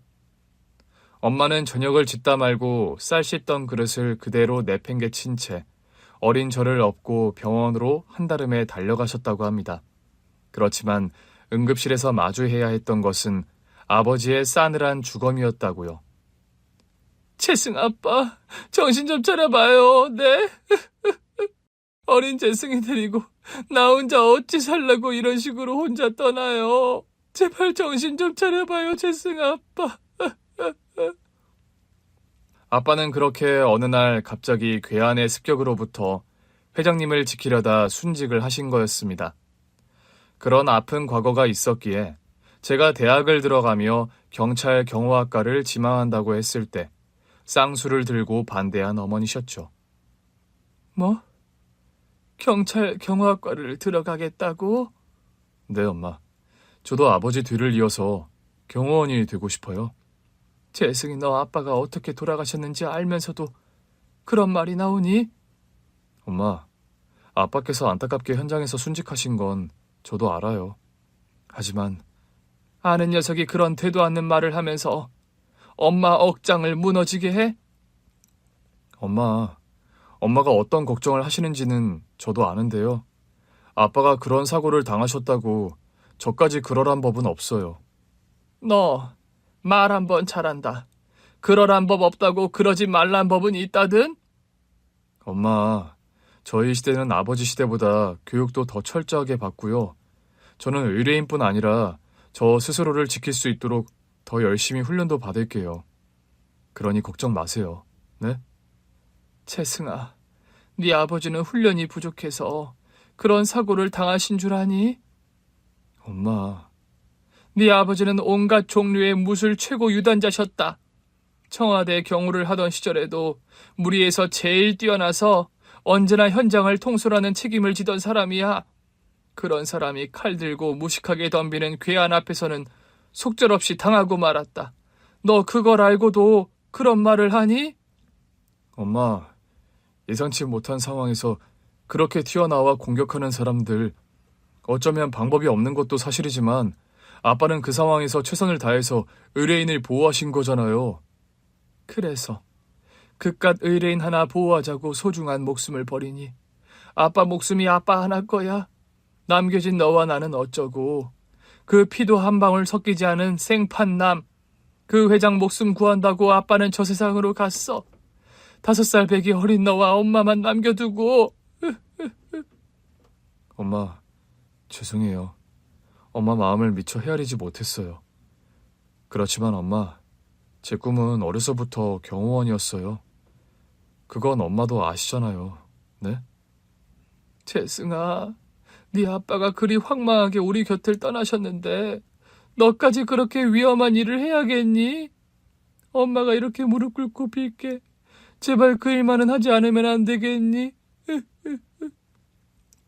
저희 엄마가 그렇게 반대를 하시는 바람에 저는 일단 경찰 경호학과를 들어가되 경호원 일은 하지 않고 나중에 안정적인 경찰 공무원 시험을 보겠다고 엄마를 설득시켰더랍니다. 엄마가 어떤 걱정하시는지 잘 알겠어요. 저도 엄마를 그렇게 마음 고생시키면서까지는 경호원 고집 아닐게요. 그럼 재승이 너 경호원 일은 접는다는 말이지? 네, 엄마. 그렇지만 제가 배우고 싶은 분야는 그쪽이니까 일단 전공은 그걸로 하고 경찰 공무원 시험을 치든지 할게요. 고맙다 우리 아들. 재승아, 아빠를 잃은 것도 엄마가 너무 힘들었는데 재승이 너까지 만에 하나라도 잘못된다면 엄마는 살 수가 없어. 엄마, 그런 말씀 마세요. 저 절대로 엄마 혼자만 두고 어디 떠나는 일 안 만들어요. 저는 젊은 나이에 일찍 혼자 되신 엄마가 저를 키우느라 어떤 고생을 하셨는지 너무 잘 알고 있었습니다. 아빠가 그렇게 현장에서 순직을 하시고 회장님께서는 그 당시에 엄마에게 거액의 보상금을 건네셨지만 아버지의 목숨값을 돈으로 받고 싶지 않다는 엄마의 고집으로 무산되었다는 말을 저는 후에야 전해 들을 수 있었습니다. 그 당시에 나는 돈으로라도 너희 어머니에게 보상을 해드리고 싶었는데 성정이 어찌나 강직하신지 남편 목숨값 받을 수 없다고 해서 그마저도 해드릴 수가 없었다. 회장님께서는 과거 이야기를 하시며 한참을 오열하시더랍니다. 살아서 그 은혜를 어떻게 갚을까? 내가 늘 가시방석이었는데 인연이라는 게 참 신기하지. 재승군이 우리 손녀딸 유라의 짝으로 이렇게 나타날 줄이야. 누가 알았겠나? 그런 말씀을 하시며 저를 꼭 끌어안아 주시는 회장님, 유라 할아버님이셨습니다. 재승군, 어머님께서는 요즘 어찌 지내시나? 아버님 돌아가신 후로 재혼은 안 하셨나? 네, 재혼은 안 하시고 여태 혼자 살아오셨습니다. 어머님께서 고생이 많으셨겠군. 홀몸으로 재승군을 키우시느라 어디 편찮으신 데는 없으시고? 다행히 건강하시고 상가 매장에서 칼국수집을 운영하십니다. 소식을 들어 알수록 내가 송구한 이야기들 뿐이래 그래. 저 역시 회장님과의 상봉이 얼떨떨하고 충격적인 것이 사실이었습니다. 저는 그날 집에 돌아와 엄마께 그 일을 말씀드렸어요. 뭐라고? 그 옛날 아버지가 목숨을 걸고 구한 회장이 네 처가 할아버지란 말이야? 네, 엄마. 저는 여자친구가 그저 좀 유복한 집 딸인 줄 알았지 그렇게까지 대단한 집안 딸인 줄은 몰랐어요. 이걸 악연이라 해야 하는지 인연이라 해야 하는지 통 갈피를 못 잡겠구나. 엄마는 아무래도 아빠의 목숨을 앗아가게 만든 집안의 딸과 제가 결혼하는 일이 못내 마음에 걸리시는 눈치였습니다. 엄마, 제가 유라와 결혼하는 거 탐탁지 않으세요? 재승아, 솔직히 반가운 마음이 드는 건 아니다. 엄마가 마음에 안 드시면 저희 결혼 좀 더 신중하게 생각해 볼게요. 그렇다고 너보고 결혼을 무르라는 소리는 아니야. 아빠 목숨을 앗아간 사건이 어쨌든 그 집안에서야 일을 하실 때 생긴 일이라. 그렇지만 따지고 보면 그 집안 사람들이 잘못한 일은 없어. 엄마, 일단 네 마음이 궁금하구나. 결혼을 약속했다는 아가씨를 넌 많이 사랑하니? 네, 엄마. 아주 많이 사랑해요. 그러면서 엄마 의중은 뭐하러 물어? 저는 유라도 사랑하지만 엄마도 못지않게 제가 세상에서 가장 사랑하는 사람이니까요. 일단 그 유라라는 아가씨를 엄마가 한번 보고 싶구나. 네, 엄마. 안 그래도 이번 주에 인사 오려고 하는데 시간 어떠세요? 없는 시간이라도 만들어서 봐야지. 우리 아들이 결혼하고 싶다는 여자가 인사를 온다는데. 저희 집에 인사를 오기 전에 여자친구와도 긴 대화를 나누었습니다. 유라야, 너 왜 너희 집안 얘기 그동안 나한테 하나도 안 했어? 미안해, 재승씨. 혹시라도 당신이 부담 가질까 봐서. 다른 이유는 없었고? 그래, 말이 나왔으니 솔직히 다 까놓고 말할게. 사람들은 내가 재벌 딸이라고 금수저네 뭐나 부러워들 하지만 여태 사랑을 하는 데 있어서 내 조건이 플러스인 적이 없었어. 그게 무슨 말이니? 내 조건을 보고 날 좋아한다는 남자들이 너무 많았어. 어렸을 적엔 그런 남자들의 진심도 못 읽고 이용당하고 상처받은 적도 여러 번 있었고. 대체 어떤 쓰레기 같은 자식들이 널 그런 식으로 취급했다는 거야? 내 이 자식들이 그냥...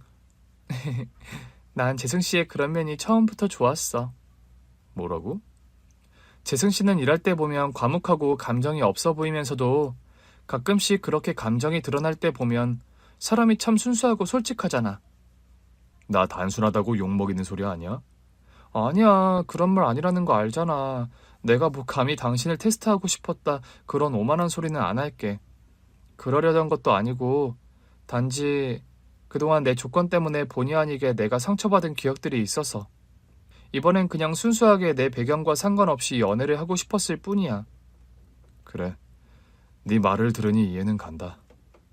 그리고 재승씨 아버님과 우리 할아버지의 관계는 나도 이번에 정말 처음 안 사실이야. 나도 정말 많이 놀랐어. 우리 아버지가 과거에 그렇게 경호 현장에서 순직하신 건 알았지만 그게 유라 네 할아버지일 거라곤 상상을 못했거든. 재승씨 어머님 말이야. 날 반기실까? 이런 사정 다 알았는데 내가 며느리로 예뻐 보이지 않을 것 같은데. 그런 말을 하는 여자친구의 얼굴에 근심이 가득해 보였습니다. 어머니가 그 일 때문에 내 결혼 반대는 안 하신다고 하셨어. 여자친구는 긴장 반 걱정 반의 마음으로 저희 엄마를 보러 왔다랍니다. 아가씨가 유라씨예요? 안녕하세요, 어머님. 한유라라고 합니다. 어서 들어와요. 먼 길 오느라 고생했어요. 어머니, 말씀 편하게 해주세요. 우리 재승이랑 이런 인연으로 얽히다니 참 유라씨네 집안과 우리 집안이 예사 인연이 아닌 것 같네. 저도 할아버지께 말씀 듣고 엄청 많이 놀랐습니다. 우리 재승이가 어디가 좋아요? 네? 어머니 그게 무슨 말씀이세요? 솔직히 말해서 조건으로는 그쪽이 훨씬 아깝잖아. 아가씨는 재벌집 무남 동녀인데 우리 재승이는 그저 칼국수집 운영하는 홀어머니 아들인데 조건 보고 결혼해야 한다는 집안의 암묵적인 룰을 무시할 만큼 그냥 처음 봤을 때부터 재승씨가 좋았습니다. 우리 재승이에게 첫눈에 반했다고? 네, 제가 귀국해서 여기저기 기업 행사에 많이 다녀야 했을 때였어요. 제가 한동안 말도 안 되는 스토커 한 명 때문에 고생했던 터라 사설 경호업체 문의해서 재승씨를 만났던 건데 스토커한테 시달렸다고? 네, 되게 말도 안 되는 루트로요. 제가 유명인사도 아닌데 제 SNS를 보고 아무 맥락도 없이 저에게 집착하는 사람이 있었거든요. 그 스토커 때문에 재승이를 고용한 거였어? 경호원으로? 네. 그리고 저희 집안이 좀 그런 공식 행사 다니면서 트라우마가 있어요. 아무래도 할아버지께서 위험한 일을 당하셨을 뻔해서요. 그렇겠지. 옛날 그 사건을 생각하면. 죄송해요, 어머니. 안 좋은 일을 또 입 밖으로 꺼내서요. 갑자기 당황하며 엄마의 눈치를 보는 여자친구였습니다. 저는 재승씨가 일적으로도 너무 능력이 있었고 또 담백하고 솔직한 성품이 저에게는 매력이었다는 말씀을 드리려고 했던 건데 유라씨, 나에게까지 죄인처럼 행동하지 말아요. 네? 과거의 사건은 과거의 일이고 냉정하게 말하면 재승이 아버지는 본인 본분을 다하다 그런 일을 당하신 거니까. 그래도 제 입장에서는 그렇게 단순하게 정리가 되는 일이 아니에요, 어머님. 울지 말아요. 그날 사건은 너무나 참혹한 비극이었지만 유라 씨 잘못도 유라 씨 가족들 잘못도 아니니까. 할아버지께서 그날의 일을 전해 듣고 정말 고민이 깊었습니다. 유라 씨가 왜 고민을 그리 깊게 했어? 제가 사랑하는 사람의 아버지가 저희 할아버지를 구하려다 잘못되셨다는 말을 듣고 어찌해야 좋을지 모르겠더라고요. 그런 말을 하면서 오열을 터뜨리는 유라였습니다. 울지 말아요. 유라 씨 잘못이 아닌 일이고 다 지난 과거를 가지고 유라 씨가 이렇게 울 일이 아니야. 어머님께서 혹시라도 저를 며느리로 받아들이기 싫어하신다 해도 저는 그냥 달게 받아들이겠습니다. 그런 쓸데없는 소리도 말고요. 내가 무슨 권리로 서로 좋아 죽을 것 같은 두 사람을 갈라놓겠어요. 어머니, 그럼 저와 재승 씨 결혼 허락해 주시는 거세요? 허락하다 마다요. 아가씨와 재승 씨가 이렇게 서로를 좋아하는데 용서해 줘야지. 다 지난 과거의 일로 로미오와 줄리엣을 만들고 싶은 생각은 없어요.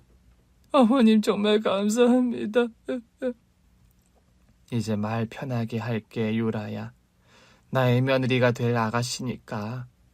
그럼요. 어머니 말씀도 편하게 하시고 앞으로 저 대하는 것도 더 편하게 해주세요. 하도 노심초사를 했던 탓에 눈물을 펑펑 흘리는 유라를 꼭 안아주시는 엄마였습니다. 그날 유라를 집으로 발해주고 난 뒤 밤늦게 엄마와 오랜만에 소주잔을 함께 기울였더랍니다. 엄마, 소주 드세요? 그래, 오랜만에 소주가 생각나는구나. 제가 따라 드릴게요, 엄마. 오랜만에 아들이랑 대작해보네.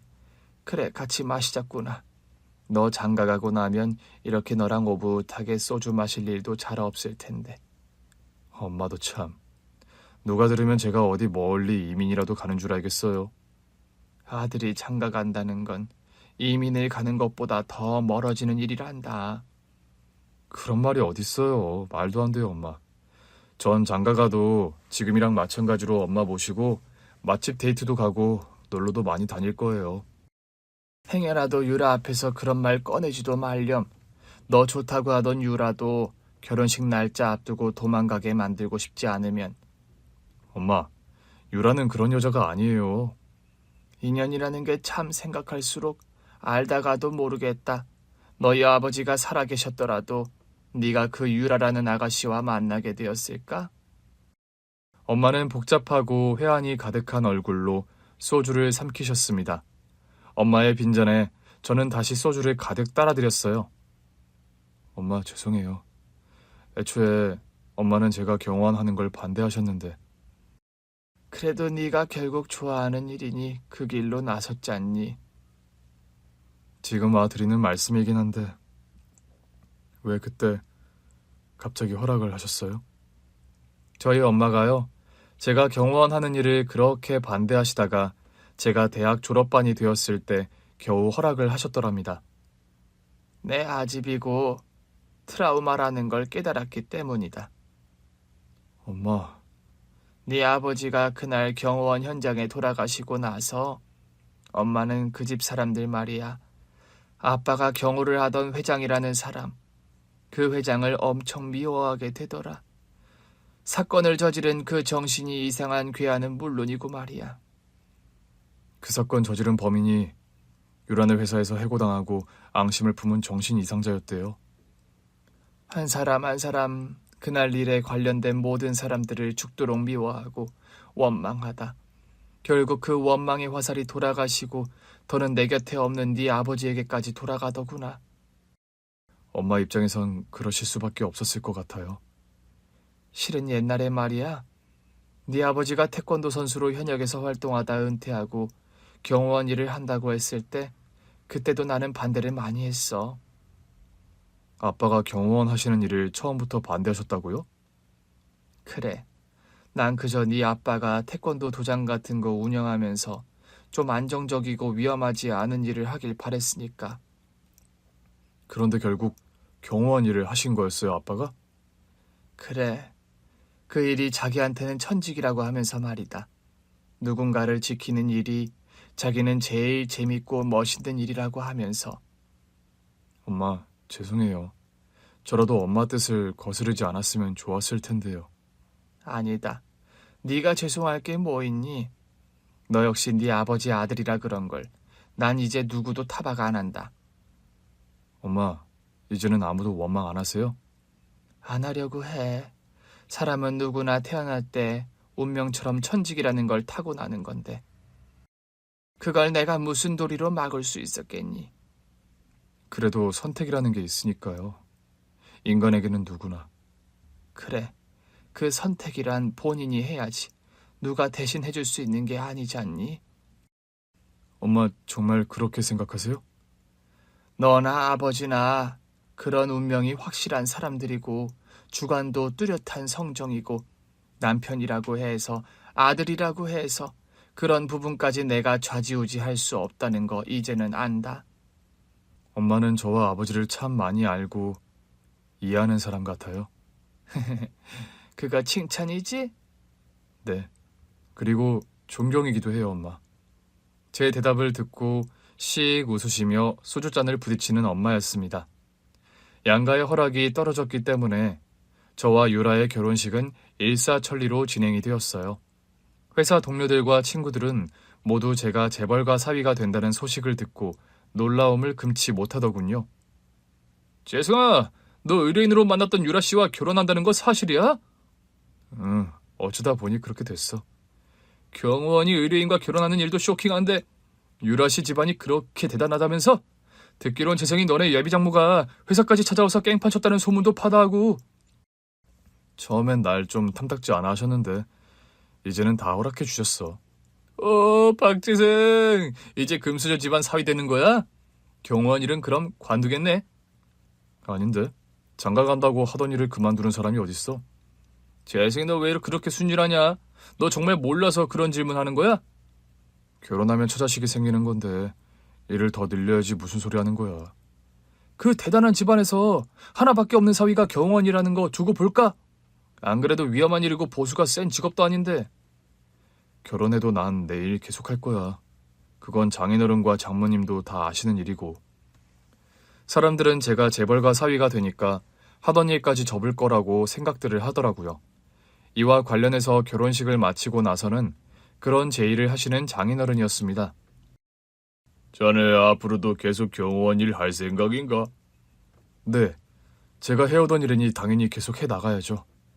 그럼 이왕 그쪽 일을 하는 거 사업적으로 자네가 직접 운영해 나가는 건 어때? 제가 직접 운영을요? 안 그래도 우리 사측에서도 그런 경호업체 관련해서 사업 투자를 계획 중이었다네. 저는 장인어른의 지원을 받아 제 명의의 사설 경호업체를 설립하게 되었습니다. 현장에서 경호원 일만 하다가 제가 직접 그런 업체를 꾸려가는 CEO가 된 셈이었죠. 장인어른, 감사합니다. 덕분에 제가 생각하던 방식의 경호업체를 꾸려가게 됐어요. 우리 회사에서도 생각하던 투자의 방향과도 맞아서 내가 투자한 거야. 장인어른께서 말씀은 그렇게 하셨지만 사위를 도와주고 싶어서 그러셨다는 걸 저는 누구보다 잘 알았습니다. 장인어른 선택에 누가 되지 않도록 열심히 운영해보겠습니다. 자네 아버지께 받은 은혜에 비하면 세 발의 피 같은 지원이니 너무 그럴 것 없어. 저는 제가 경호업체의 대표직에 있으면서도 여전히 과거와 마찬가지로 현장에서 경호원 일을 했습니다. 당신 이제 명색이 경호업체 대표인데 현장에서 위험하게 경호하는 일 좀 줄이면 안 돼? 내 말이 그 말이다. 대표가 너처럼 현장을 누비면 그 밑에 있는 경호원들은 뭘 하란 말이니? 엄마, 경호라는 게 무슨 입으로 지시한다고 되는 일이 아니에요. 중간 관리하는 분들은 어차피 사무직으로 제가 다 고용해서 책상 앞에서 제가 딱히 할 일도 없고요. 어머님, 이 사람이요. 제가 아무리 잔소리해도 듣지를 않아요. 자기는 현장을 누비는 경호원이 체질이 제일 잘 맞다면서요. 네 시아버님이 딱 그런 분이셨는데 누굴 타박하겠니? 콩 심은 데 콩 나고 팥 심은 데 팥 난다더니 딱 맞는 말이다. 어머님 말씀 듣고 보니 그러네요. 이 사람 진짜 아무리 잔소리해도 하나도 안 통하거든요. 시시콜콜 잔소리 아무리 해도 씨알도 안 먹히는 것까지 네 남편과 돌아가신 네 시아버지가 판박이구나.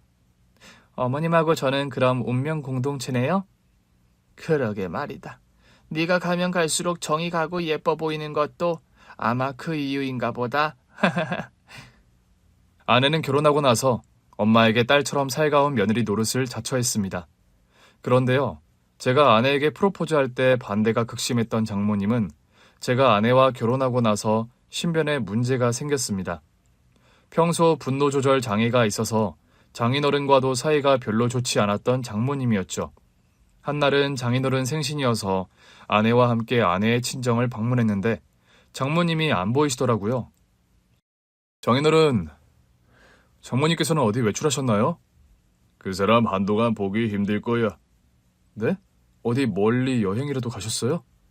그때 아내가 제 팔을 잡아 끌며 속닥이는 겁니다. 여보, 이따 엄마에 관해 할 말이 있는데 그 전까지는 아빠 앞에서 엄마 얘기 꺼내지 말아요. 알고 보니까요, 장모님께서 백화점에 쇼핑을 갔다가 그곳 직원과 시비가 붙었다는 겁니다. 그런데 욕설을 내뱉다가 그 직원에게 마시던 커피잔을 던져버렸고 그 커피잔에 맞은 직원의 이마가 찢어졌다는 겁니다. 그 사건으로 엄마 지금 합의가 안 되어서 구치소에 계세요. 뭐라고? 당신에게 먼저 말했어야 했는데 영 입이 안 떨어지더라고요. 아무리 우리 엄마 일이지만 너무 창피하고 그래서. 당신이 그럴 일은 아니지. 그럼 장모님은 앞으로 어떻게 되는 거야? 말 나온 김에 다 솔직하게 말할게요. 우리 엄마가 당신 알다시피 성격에 좀 문제가 많아요. 지금 그 백화점 사건 말고 폭행 문제로 또 형사 고발 당한 게 있어서 재판 받아야 할 상황이고요. 아버님은 뭘 하시고? 아빠도 나도 이제는 좀 포기 상태예요. 아빠는 특히나 이번 사건 계기로 엄마와 이혼하겠다는 말까지 하셔서 나 역시 난감한 입장이고요. 당신이 속이 많이 상하겠네. 예전에 엄마가 이런 사건으로 문제 일으킬 때마다 아빠도 나서서 해결해주고 수습해 주셨는데 이젠 지치신 것 같아요. 당신은 어쩔 셈이야? 나도 좀 이제 포기 상태라고 해야 하나? 엄마가 돈으로 이런 상황을 해결하는 게 습관이 되어서 그런 버릇이 안 고쳐지는 거라면 이번 기회에 처벌받고 정신 차리셔야 하는 거 아닌가 그런 생각도 들고요. 아내는 장모님의 일인데도 그런 말을 하더랍니다. 긴 설명을 듣지 않더라도 아내와 장인어른이 장모님의 폭언과 폭행 습관으로 평생 얼마나 시달려 왔는지 알 수 있는 대목이었죠. 그 여러 사건들이 형사재판을 받게 되면서 장모님은 결국 법의 심판을 받는 처지에 놓이게 되었습니다. 그리고 사건이 해결된 후에 장인어른이 장모님과 이혼 수속을 받는다는 소식이 귀에 들려오더군요. 장인어른의 지원을 받아 제가 운영하게 된 사설 경호업체는 사업적으로 점점 성장을 거듭했습니다. 현장에서 경호원 일만 할 때보다 훨씬 큰 돈을 벌게 된 저였죠. 경제적으로 여유가 있어지면서 제일 먼저 한 일은 저희 엄마에게 넓고 쾌적한 단독주택을 선물한 일이었습니다. 엄마, 평생 이런 단독주택 사는 게 소원이라고 하셨죠? 이 집 제가 드리는 선물이에요. 세상에 이렇게나 넓고 멋있는 집이 내 집이라고? 엄마 혼자서 저 키우시느라 여태 고생 많이 하셨는데 앞으로는 호강만 시켜드릴 거예요. 제가 엄마에게 다달이 넉넉한 생활비를 보내드리고 있어서 엄마는 최근 운영하던 칼국수집을 접고 편안하고 여유로운 노후 생활을 즐기고 계십니다. 얼마 전에는 이모 두 분과 함께 엄마를 유럽 여행도 보내드렸죠. 여보, 큰일 났어요. 할아버지께서 골프 라운딩을 돌다가 갑자기 쓰러지셨대요. 뭐라고? 저녁 식사를 하려던 중 갑작스런 연락을 받고 저와 아내는 당장 한달음에 병원으로 달려갔습니다. 할아버지께서는 몇 년 전 심근경색 관련한 지병으로 수술을 받은 적이 있었는데 이 지병이 악화된 거였습니다. 몇 시간의 수술을 마치고 중환자실로 나오셨지만 끝내 회복하지 못하고 돌아가시고 말았어요. 재승아, 내 사이가 되어줘서 고맙다. 할아버지, 지금 돌아가시면 안 돼요. 평생 네 아버지에게 마음의 빚을 지고 살았는데 네가 우리 유라의 짝으로 들어와서 얼마나 다행인지 모르겠어. 할아버지, 괜찮으세요? 재승아, 유라야, 다투지 말고 서로 사랑하면서 백년해로 하거라. 그 말씀을 마지막으로 소천하신 할아버지셨습니다. 슬픔과 황망함 속에 장례식을 치렀는데 뜻밖의 사실을 알게 되었어요. 할아버지 회장님께서 회사의 가장 큰 지분을 저에게 상속하셨던 겁니다. 아버님, 저는 회사 일을 하는 것도 아닌데 이런 지분은 제게 너무 가분합니다. 자네가 그리 말을 한다 해도 내 손에서 물을 방법은 없네. 돌아가신 선대 회장님께서 남긴 유언에 따라 법적인 상속 절차를 밟은 것뿐이니까.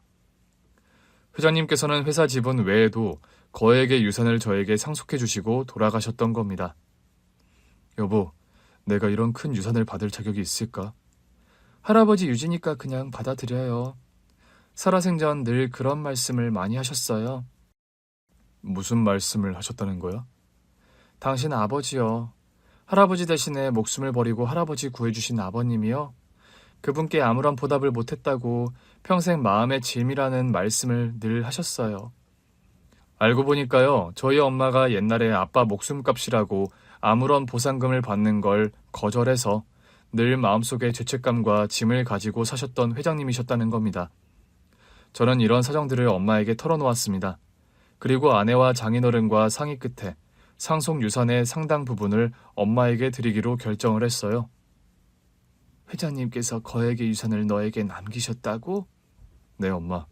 상의 끝에 그 유산의 지분은 엄마에게 자격이 있다고 의견을 모았고 엄마께 드리기로 했어요. 아니다, 재승아.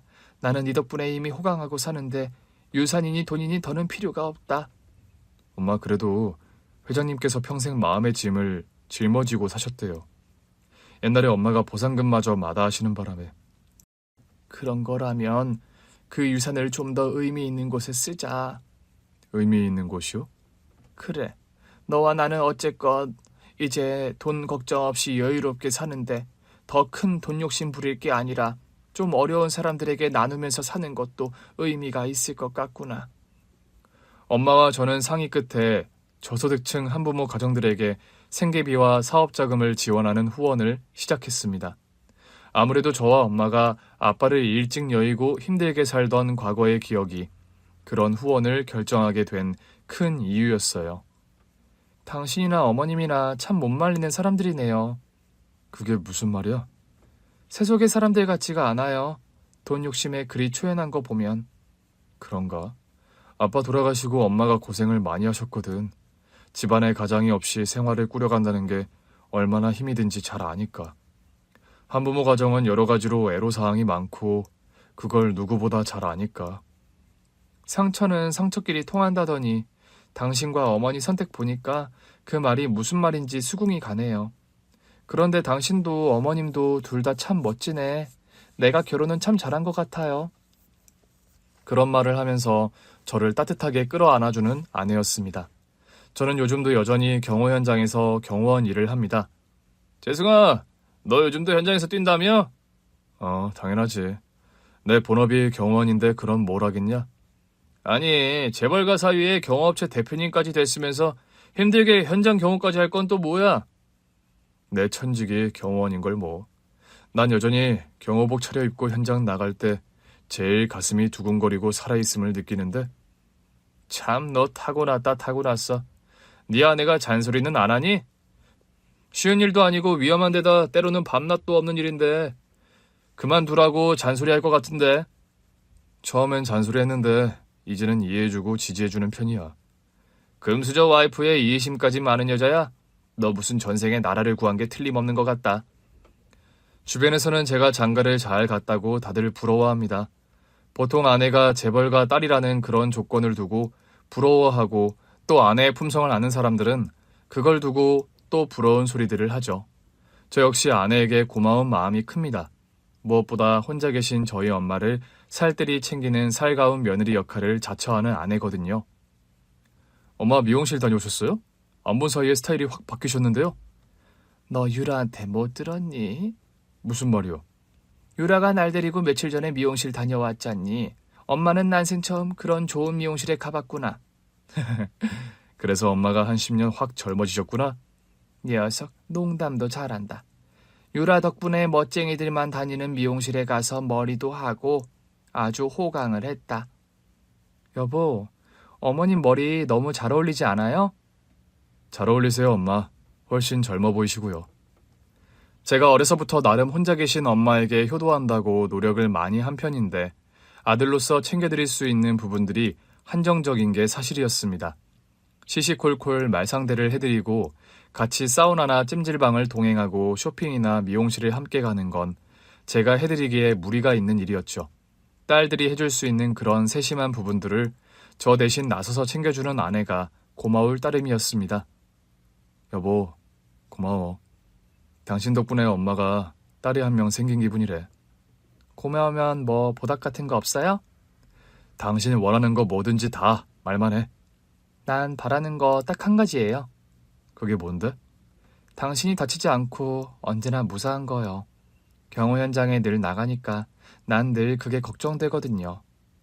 알았어, 여보. 약속할게. 할아버지께서 생전에 그런 말씀을 하셨어요. 무슨 말씀을 하셨는데? 당신과 돌아가신 아버님이 참 많이 닮았다고요. 재벌가 사위 되고 나서도 당신이 경호원 일 계속하는 거 보시더니 그 아비의 그 아들이라면서 당신을 참 많이 예뻐하셨어요. 아들이니까 아버지 닮는 거지 뭐. 그리고 그런 말씀도 하셨어요. 네 시아버지 덕분에 우리 집안이 살았는데 너도 네 남편에게 평생 좋은 아내로 헌신하며 은혜를 갚아달라고요. 할아버님도 참. 무슨 당신이 은혜 갚으라고 결혼한 사람도 아닌데. 난 할아버지 말씀 듣고 맞는 말씀이라고 생각했는데요. 농담으로라도 그런 말은 하지 마. 난 당신을 너무 사랑해서 결혼한 거니까. 과거 인연 때문에 혹시라도 엄마가 결혼 반대하면 어쩌지? 얼마나 노심초사했는데. 그건 나도 마찬가지였어요. 그런 이유로 반대하신다면 나도 뭐라고 드릴 말씀이 없는 게 사실이었으니까. 당신같이 좋은 아내를 만났는데 헌신은 내가 평생 할게. 당신은 그냥 내 넘치는 사랑을 받아주는 예쁜 아내로 내 곁에 있어주기만 하면 돼. 나 평생 곁에서 지켜줄 거죠? 그걸 말이라고 해. 누군가를 지켜주는 일, 그게 내가 세상에서 제일 잘하는 일이잖아. 긴 얘기 들어주셔서 정말 감사합니다. 오늘 준비한 사연은 여기까지입니다. 재미있게 들으셨다면 구독과 좋아요, 알림 설정까지 눌러주세요. 그럼 저는 다음 사연으로 찾아뵐게요. 오늘도 건강하고 행복하세요.